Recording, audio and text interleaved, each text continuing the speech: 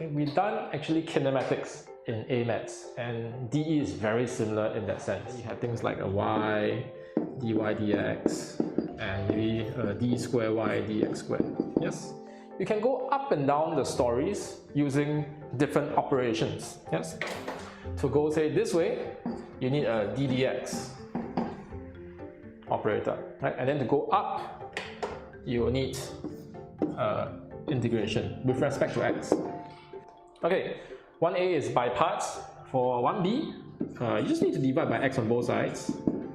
So you get 1 over x plus x. What you want to do is integrate with respect to x on both sides. Yes, so you're going to add this integration sign and a dx onto both sides.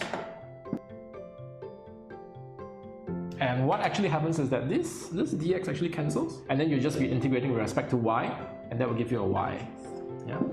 And then on this side, integrating 1 over x will actually give you natural log x. Yes, but don't forget, now that you are a JC student, is natural log mod x. Yeah, plus x squared over 2 plus c.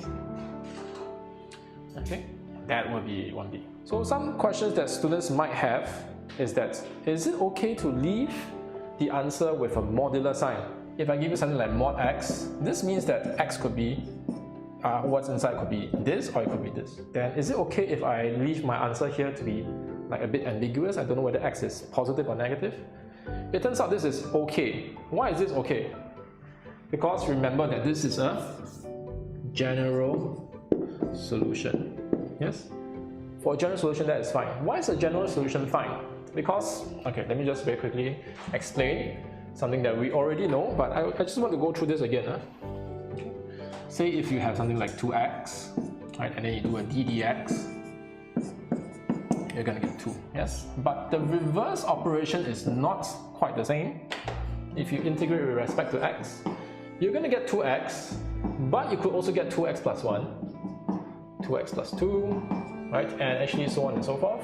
You could also get 2x minus 1, 2x minus 2, and so on, yes? In fact, you have this whole, what we call a family of solutions. Yes, infinite family of solutions. So to represent this family, I'm going to say that, you know what? It will be a constant, just that I do not know what this constant is. And we use the word arbitrary. It means that if you give me enough information, I can find out exactly what C is. But at this point, I do not have the information. I'm just going to leave it as C. Okay, so it's a family of solutions. And if you go back to our GS over here, look, this is already like a family of solutions. If you have a plus minus, it really does not matter. Okay, but when you're dealing with what we see later on, a PS, a particular solution, that's when you need to resolve. Right? You need to resolve these things, you need to resolve your constants. Okay?